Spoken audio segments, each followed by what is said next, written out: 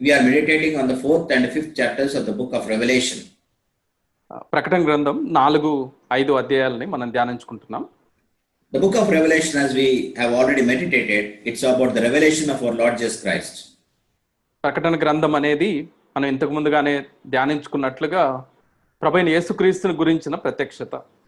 We shall just try to recapitulate what we have meditated last week.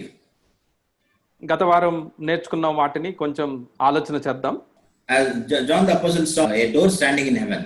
అపోస్తలుడైన యోహాను పరలోకములో ఒక తలుపు నిలబడి ఉండటం చూశాడు. That door is none other than our Lord Jesus Christ.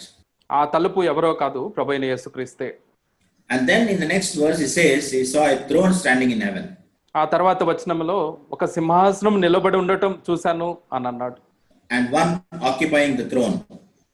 అలానే ఆ సింహాసనాసీనుడిగా ఒకడిని నేను చూశాను అని రాశాడు. We already examined the Father God Almighty is on the throne. అయితే మనం ఇంతకు ముందుగానే ఆలోచన చేసిన రీతిగా ఆ సింహాసనం మీద తండ్రి అయిన దేవుడు సర్వశక్తుడు ఆసీనుడై ఉంటున్నాడు. And today we'll try to meditate the next verses in this chapter 4.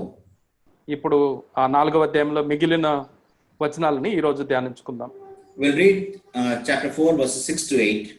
4వ అధ్యాయం 6 నుంచి 8 వరకు ఉన్న వచనాలు చదువుకుందాం. మరియు ఆ సింహాసనం ఎదుట స్ఫటికమును పోలిన గాజు వంటి సముద్రం ఉన్నట్టుండెను. ఆ సింహాసనమునకు మధ్యను సింహాసనం చుట్టూను ముందు వెనుక కన్నులతో నిండిన 4 జీవులుండెను. మొదటి జీవి సింహం వంటిది, రెండవ జీవి దూడ వంటిది, మూడవ జీవి మనుషుని ముఖము వంటి ముఖము గలది, 4వ జీవి ఎగురుచున్న పక్షిరాజు వంటిది. ఈ 4 జీవులలో ప్రతి జీవికి 6 రెక్కలుండెను. అవి చుట్టూను రెక్కల లోపటను కన్నులతో నిండి ఉన్నవి. అవి భూత వర్తమాన భవిష్యత్ కాలములలో ఉండు సర్వాధికారియు దేవుడు నగు ప్రభువు పరిశుద్ధుడు పరిశుద్ధుడు పరిశుద్ధుడు అని మానక రాత్రింబగళ్ళు చెప్పుచుండును. So we see a further description of the throne in heaven. పరలోకంలో ఉన్న సింహాసనం యొక్క మరింత వివరణని ఇక్కడ చూస్తున్నాం. John goes on to describe the things that are before the throne. He sees a floor which is like a sea of glass. అయితే ఆ సింహాసనం ముందున్న వస్తువులని యోహాను వర్ణిస్తున్నారు. మొదటిది గాజును పోలిన ఒక సముద్రము, అది ఒక నేలవలే అక్కడ వేయబడి ఉండటం చూశాడు. He sees that as a crystal clear glass. దానిని ఒక స్ఫటికము వంటిదిగా, గాజు వంటిదిగా అది ఆయనకి కనపడింది. We can only understand it signifies the holiness of God. అది దేవుని పరిశుద్ధతని సూచిస్తుంది. And what a day it will be when we who are washed in the blood of Lord Jesus Christ will appear before the throne in perfect holiness. యేసు రక్తములో కడగబడిన మనము పరిపూర్ణమైన పరిశుద్ధతతో ప్రభు ఎదుట లేదా ప్రభు సన్నిధిలో కనపడే దినము ఎంత ధన్యకరమైనదిగా ఉంటుంది. The heaven we know is a place which doesn't have the presence of sin. అయితే పరలోకము అనేది పాపము లేని స్థలముగా ఉంటుంది. Then we are introduced to the 4 living creatures. ఆ తర్వాత 4 జీవులు మనకి పరిచయం చేయబడుతున్నారు. We always try to misunderstand them as animals. అయితే ఈ 4 జీవులని జంతువులు అన్నట్లుగా మనం తలస్తూ ఉంటాం. But the scripture says they are the living ones. They are the living creatures. అయితే లేఖనాలు అవి జీవించుచున్నవి అని చెప్తున్నాయి. And they have a significant part to play in the remaining book of the Revelation. అయితే ప్రకటన గ్రంథంలో మిగతా భాగంలో వాటి పాత్ర ఎంతో ప్రాముఖ్యమైనదిగా ఉంటుంది. When we go to the other parts of the scripture, especially Ezekiel chapter 10 verses 14 and 15, we get to understand what the living creatures are. లేఖనాలలో ఇతర భాగాలకి ప్రాముఖ్యంగా యెహెజ్కేలు గ్రంథం 10వ అధ్యాయం 14-15 వచనాలకు వెళ్తే ఈ 4 జీవులు ఎవరో అనేది మనకు అర్థమవుతుంది. We are able to understand, identify them as the cherubims. అయితే వీళ్ళు కెరూబులుగా మనకి అర్థమవుతారు. The cherubims we know are the angelic host involved in the worship of the Almighty. ఈ కెరూబులు పరలోకపు సమూహముగా ఉంటూ సర్వశక్తుడైన దేవుణ్ణి ఆరాధించే గుంపుగా వాళ్ళు ఉంటున్నారు. Their presence indicate that God is holy, all powerful, and they signify the visible presence of God. అయితే వాళ్ళు అక్కడ ఉన్నారు అనంటే ఆయన పరిశుద్ధుడు, సర్వశక్తుడు, దేవుని సన్నిధి అక్కడ ఉంటుంది అనే దానికి సూచనగా ఆ 4 జీవులు ఉంటున్నారు. The first reference to cherubim we find in the book of Genesis in chapter 3 and verse 24. ఈ కెరూబుల యొక్క ప్రస్తావన ఆదికాండం 3వ అధ్యాయం 24లో మొట్టమొదటిగా మనం చూస్తాం. After Adam sinned, one cherub it drove out Adam from the Garden of Eden.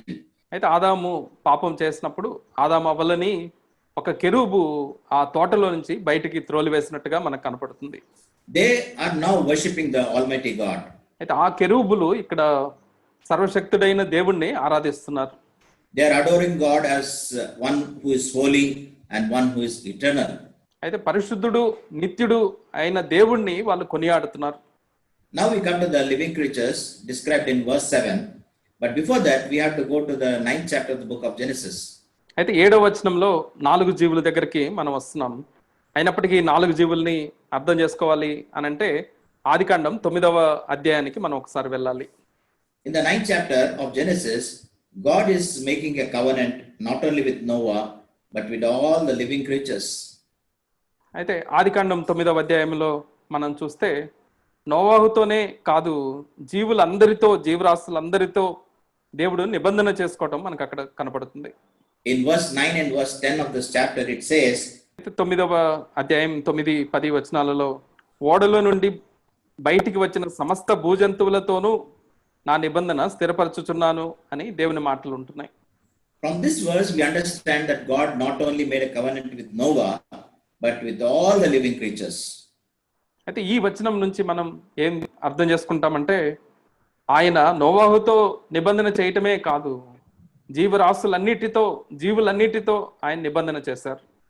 These living creatures described in verse 7 tells us that God controls everything that he has created.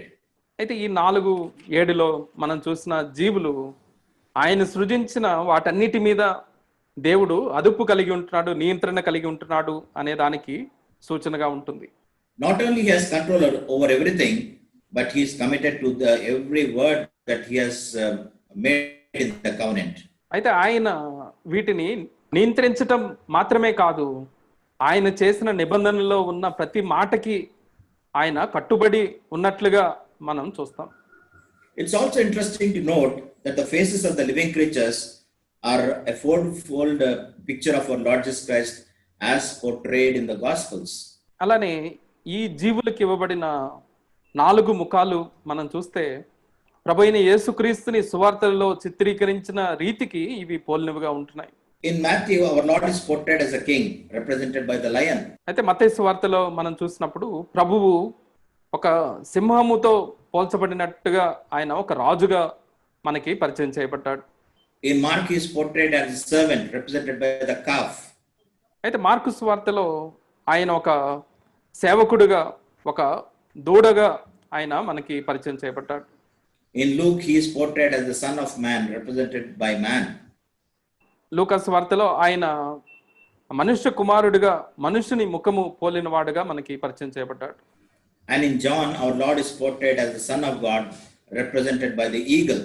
అలానే యోహాను సువార్తలో ప్రభువు దేవుని కుమారుడిగా, పక్షిరాజుని పోలిన వాడుగా పరిచయం చేయబడ్డాడు. The greatest application of this verse is that we can be found in heaven only through our Lord Jesus Christ. అయితే ఈ వచనానికి ఉన్న అన్వయింపు మాట ఏంటంటే మనం పరలోకానికి వెళ్ళాలి అంటే ప్రభువైన యేసుక్రీస్తు ఒక్కడే మార్గము అనేది, ఆయన ద్వారానే మనం వెళ్ళాలి. Even Acts chapter 4 verse 12 says, there is salvation in no one else and in no other name given under heaven. అపోస్తల కార్యాలు 4:12లో కూడా చూస్తే భూమి క్రింద ఇవ్వబడిన ఏ నామములో రక్షణ లేదు కానీ ఆ యేసు నామములోనే అందరూ రక్షణ పొందాలి అనే మాట చూస్తాం.